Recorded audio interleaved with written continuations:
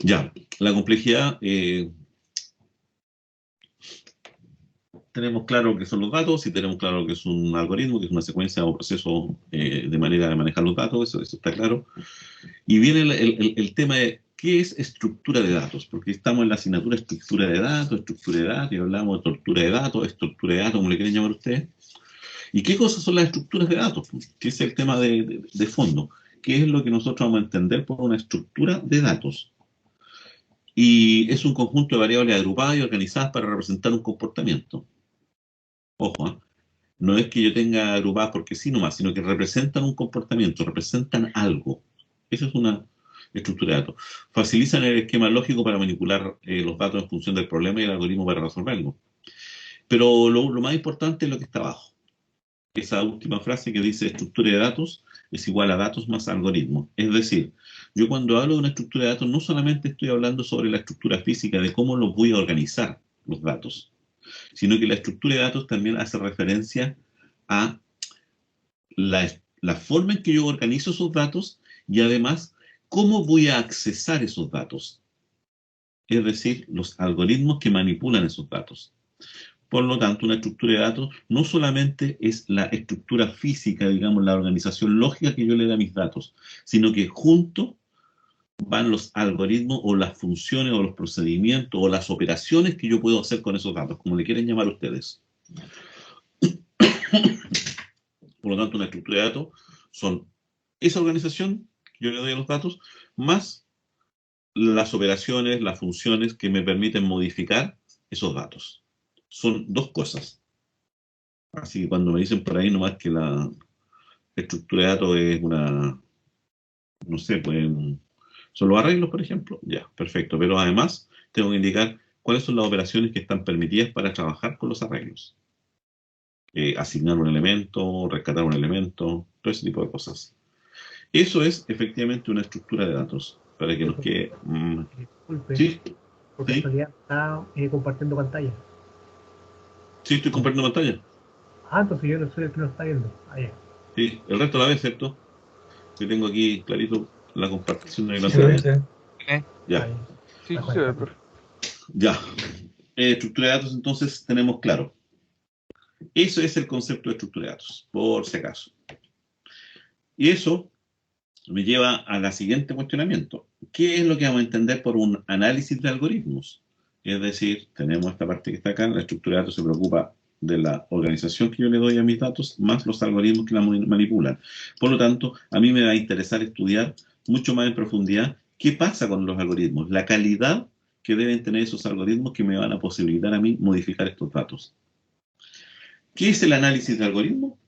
De hecho, ustedes tienen esta asignatura más adelante también como asignatura completa. Ahora nosotros vemos la, la primera parte de esto nomás. El análisis de algoritmo es una herramienta, ojo, es una herramienta que me permite hacer una evaluación de un diseño, ojo con eso.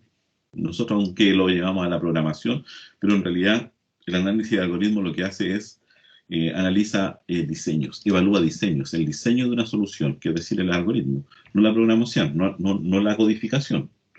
Eso es lo primero a entender. Permite establecer la calidad de un programa y compararlo con otros programas que resuelven un mismo problema. Dicho de otro modo, ¿qué es el análisis de algoritmo? Ya ahí vamos a suponer que ya estamos analizando el diseño, pero en realidad sale más fácil hablar del programa.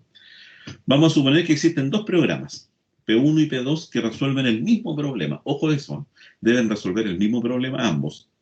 La pregunta de fondo es la que siempre nos hemos hecho hasta ahora. ¿Cuál de los dos es mejor? Y cuando nosotros decimos en informática o en ingeniería cuál de los dos es mejor, es porque hemos definido una serie de criterios que me van a permitir a mí comparar algo. Yo cuando comparo algo, no lo comparo en frío, lo comparo porque hay unos criterios que yo definí y dije, ¿saben qué? Estos son mis criterios. Esto es lo que yo voy a analizar. Y de acuerdo a las respuestas que yo le dé a esos criterios, es la decisión que yo voy a tomar. Por lo tanto, ¿cuál de los dos es mejor? Chuta. Y ahí empezamos a ver, cuando uno dice mejor, ¿es mejor para qué? ¿Bajo qué luz? Y ahí es donde entra claramente, nuevamente, la palabrita, los criterios. Y el ingeniero, ¿qué es lo que debe hacer siempre? Definir criterios. definir los criterios que me van a permitir a mí tomar decisiones. Esa es la pega del ingeniero y del ingeniero civil con mayor importancia aún. El ingeniero civil es el que define los criterios para poder comparar cosas y poder determinar después y seleccionar algún evento o algo. Yo selecciono esto porque dado unos ciertos criterios se cumple. Ya, esa es la idea inicial. ¿De qué forma lo podemos hacer en realidad? Hay una respuesta clásica y lo que hacemos siempre nosotros. ¿Cuál sería una respuesta inicial para saber cuál es mejor, P1 o P2? Implemento ambos programas, ¿cierto? Implementarlo significa escribirlo en algún lenguaje de programación específico, ambos, y medir el tiempo que cada uno de ellos consume para resolver el problema. Y medir el tiempo, es decir, ejecuto el programa 1, ya lo mido, después ejecuto con los mismos datos el programa 2 y veo. El que se demoró menos, en teoría, es el que yo tendría que elegir. Una cosa tan simple como esa. Pero la pregunta es, oye, pero yo lo probé con un conjunto de datos de entrada. Y con este otro conjunto de datos de entrada, ¿se comportará igual? Ah, entonces ustedes dicen, bueno, modifico los datos de entrada y vuelvo a hacer la prueba y promedio los resultados. Pero así puedo estar eternamente porque van a haber muchos datos de entrada. Entonces van a haber muchos datos y voy a estar probando y al final, ojo, no voy a terminar nunca. Pero, ¿qué problema tenemos con eso? Primero, que no solamente me voy a tener que modificar datos. Porque, ¿qué ocurre si llegó otro compañero de usted y me dice, oye, profe, pero yo tengo este otro problema también? Este otro programa también resuelve el mismo problema. O sea, ya no tengo dos, tengo tres. Chuta. Y con esa misma estrategia, tendría que programar los tres nuevamente y hacer todas las pruebas otra vez. Y ahí empezar a terminar. Ah, no, y viene otro y me dice, no, si yo tengo uno más, tengo cuatro. Entonces también puede ocurrir lo mismo. O sea, que pueden existir muchos programas que resuelven el mismo problema. Eso ya es complejo. Después tengo que es costoso y casi imposible implementar todos los programas, claro, porque no tiene sentido que yo voy a probar 100 programas, voy a perder tiempo probando los 100 programas, cuando en realidad me voy a decantar por uno. Es decir, el 99% del tiempo que yo utilicé es tiempo perdido, porque voy a usar uno solo de ellos. Entonces, no es tan saludable esa solución de ir probando. Y además, modificar los datos puede ser una labor sin sentido, o sea, modificando todos los datos, o sea, si yo lo que quiero es pescar 20 datos, 40 datos, 60 datos, al final no sé cuántos.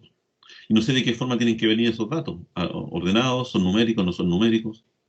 Entonces, hay muchas alternativas a probar que hacen casi imposible que yo tome esta respuesta inicial de implementar los programas y medir el tiempo que cada uno de ellos consume para resolver el problema. Que sería lo lógico, o sea, cuando ustedes me dicen cuál de los dos es mejor, bueno, los pruebo los dos con hartos datos. Ya, pero ¿qué pasa cuando aumenta la cantidad de programas y cuando los datos también se ponen inmanejables? Mala alternativa.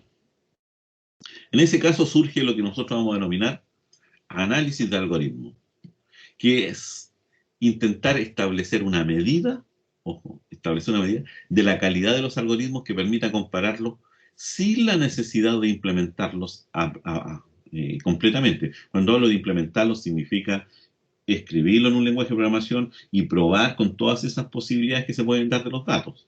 Eso es implementarlos, es decir, llevarlo a la vida real. Entonces la idea es establecer una medida que no necesariamente tenga que perder tanto tiempo haciendo eso. Ojo con eso. Y eso implica que yo debo asociar a cada algoritmo, a cada uno de esos programas, una función matemática que mida su eficiencia. Y ahí es donde empiezan a tiritar todo. Cuando digo yo una función matemática, ¿qué tiene que ver la matemática con los algoritmos? Muchas. Yo cuántas veces les he dicho yo que la informática es como una subrama de la matemática. Y de una matemática muy especial. Entonces, ¿qué es lo que yo debo buscar? Debo asociar a cada algoritmo, los P1, P2, P3, los que yo tenga, una función matemática que mida su eficiencia. Ojo con eso. Eso es interesante. Además del tiempo de ejecución para medir la eficiencia, se debe considerar la cantidad utilizada por el programa. O sea, aquí algunos de ustedes me dicen, profe, pero usted está considerando que la eficiencia es solamente cuánto se demora. Es decir, está considerando una eficiencia desde el punto de vista temporal, tiempo. Pero ¿qué pasa con si yo quiero considerar la eficiencia como la cantidad de memoria RAM que usa, por ejemplo, por decir algo? Y en ese caso, también es un criterio, po, un criterio que también lo puedo considerar. Y ese criterio es un criterio de lo que denominamos nosotros espacial. Por lo tanto, tenemos siempre dos criterios que van de la mano en informática. Uno es un criterio temporal, cuánto me demoro en tiempo, y el otro un criterio espacial, cuánto consumo de memoria o de disco duro. Y ahí es donde uno tiene que tomar una decisión.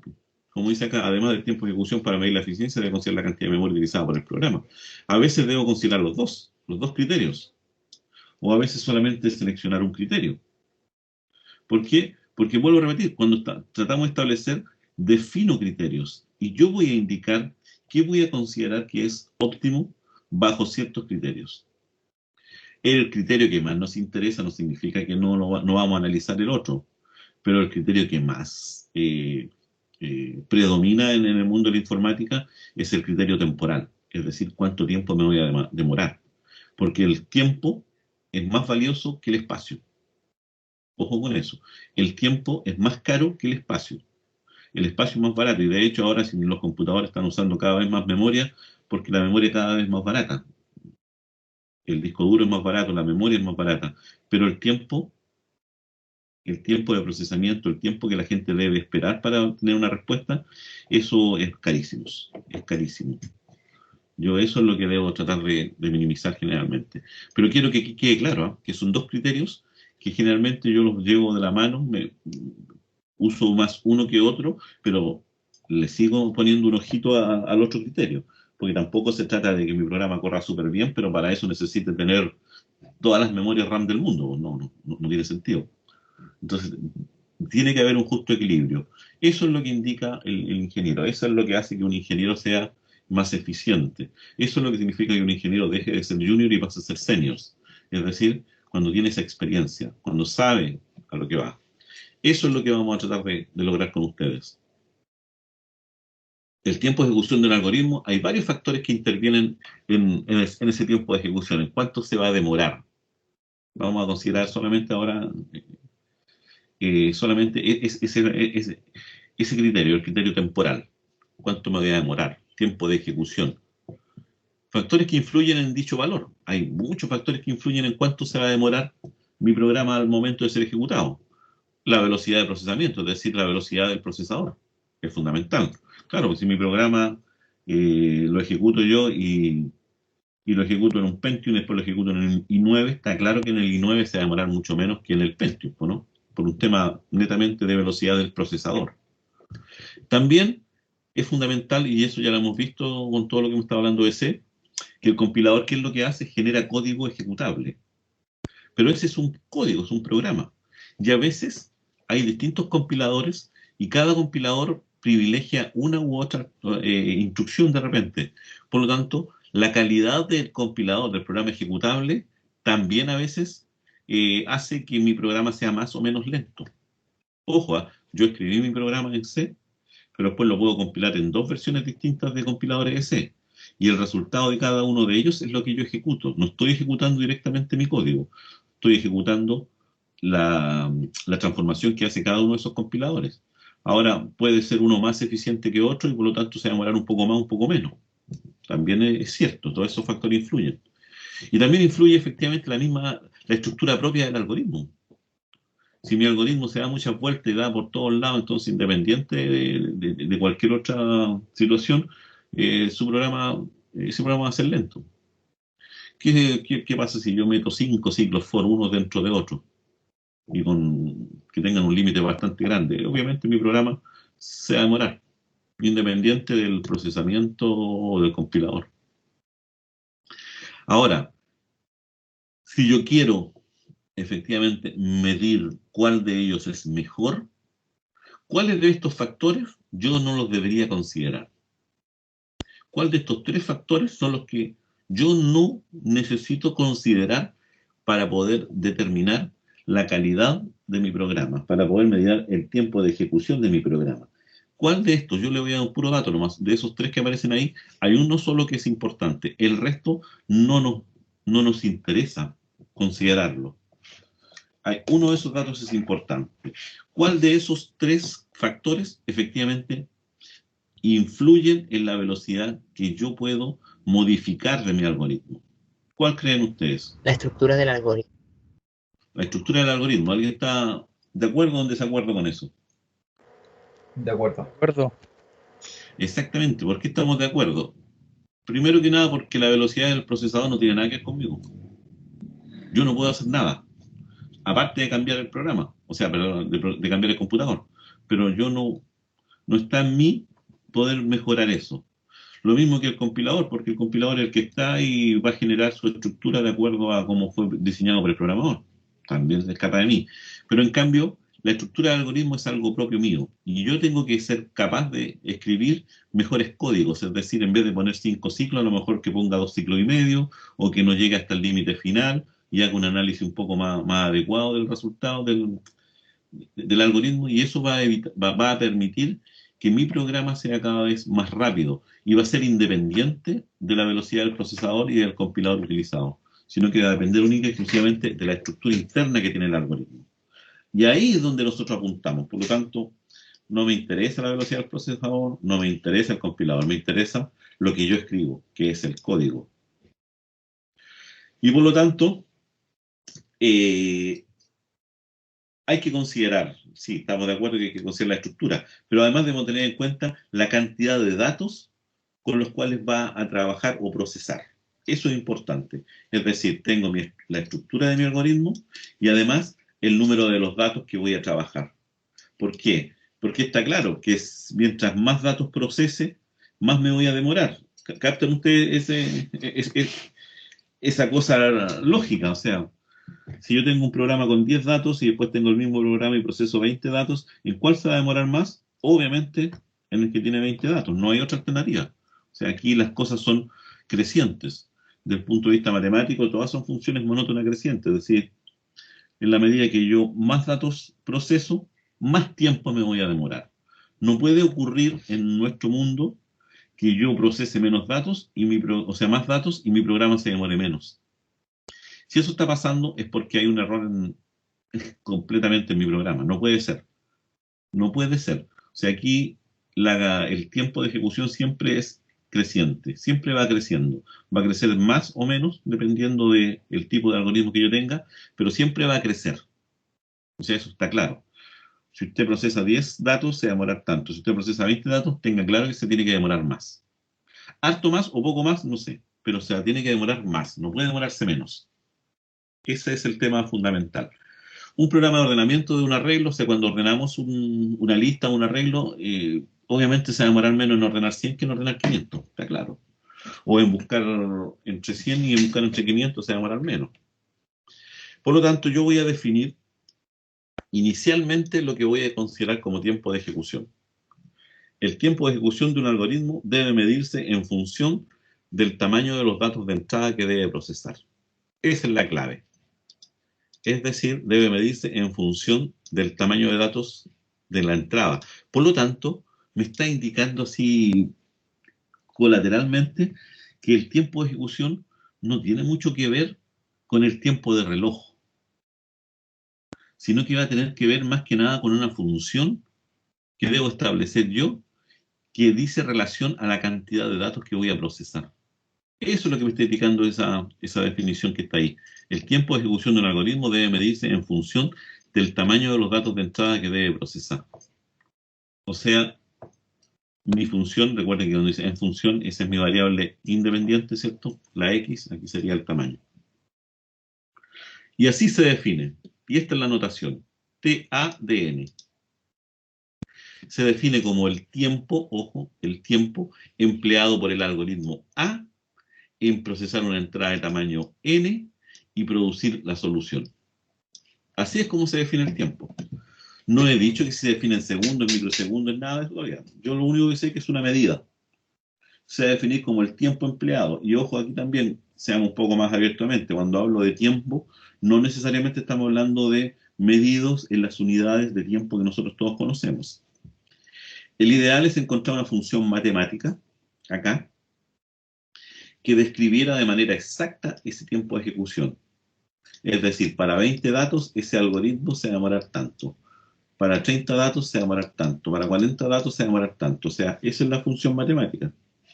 Sin embargo, en muchos casos el cálculo de esta función no se puede realizar, ya que depende de otro factor no considerado, que es casi imposible de medir, la calidad de la entrada. Claro, cuando yo digo voy a procesar, quiero medir cuánto se demoran 10 datos. Ya, pero esos 10 datos, ¿cómo vienen? ¿Ordenados de mayor a menor, de menor a mayor? ¿Son numéricos? ¿Son decimales? ¿Cómo son? Y tendría que empezar a probarlos todos otra vez, pues. Y esa es la calidad de la entrada. También tengo que independizarme de eso. Tengo que independizarme de la calidad de la entrada y centrarme en algo que sea más simple, más fácil de evaluar. Recuerden que como herramienta, las herramientas lo que buscan es facilitar algo. No pueden complicarme algo. Eso ténganlo claro. Entonces, el tiempo de ejecución, dice, vamos a considerar el algoritmo utilizado para determinar si un elemento se encuentra en un vector de n posiciones. Lo mismo que si fuese una lista por si acaso, el mismo concepto. Esto ya está escrito en C. Vamos a suponer que elem es el elemento buscado. Vamos a tener un ciclo en donde voy a recorrer cada una de las posiciones del vector buscando el elemento. Ojo, ¿eh? ¿Cuándo salgo de este ciclo? Cuando ya llegué y revisé todos los elementos y no estaba, o cuando lo encontré en el intermedio. Por eso es un i, recuerden que este es un i. Mientras el i, el subíndice, sea menor que n, vamos a suponer que n es la cantidad total de elementos que tiene mi arreglo, mientras i sea menor que eso, es decir, hay elementos todavía, y el vector sub i, el específico, es distinto del que ando buscando, entonces incremento el i y salto al siguiente. Eso es lo que estoy haciendo. Y nuevamente i menor que el largo total, sí. ¿Es distinto? Sí. Si yo recorro esto y al final salgo de este while, voy a salir o porque no se cumplió esta o porque no se cumplió esta de acá. Si no se cumple esta condición, es porque el elemento elem no se encontraba en el vector. Ahora, si yo salgo y se cumplió esto, es porque el elemento se encontraba en el vector. Esa es la idea, ese es el tema. Ese es el algoritmo básico que hay ahí, que anda buscando un elemento. Lo pueden probar ustedes, para eso ya saben el lenguaje C, ¿cierto? Lo pueden trabajar. El tiempo de ejecución. Vamos a suponer el siguiente. Oh, me quedan 2 minutos. Vamos a hacer el análisis puramente teórico nomás. Recuerden que a las 11:30 tengo reunión, les dije yo, así que me voy a arrancar ya. Vamos a verificar la influencia que tienen los datos específicos de entrada, no solamente su cantidad. Supongamos que vamos a fijar que el n igual 6, es decir, que tengo 6 elementos acá, se empiezan a numerar del 0, ¿estamos de acuerdo? Y que la evaluación de cada línea del programa va a tomar t microsegundos, da lo mismo, t, o sea, siempre se demora la misma cantidad en cada línea de ejecución. Y si consideramos el siguiente vector, tiene elementos 5, 6, 7, 8, 9 y 10 en esas posiciones específicas. Eso lo revisan ustedes también acá.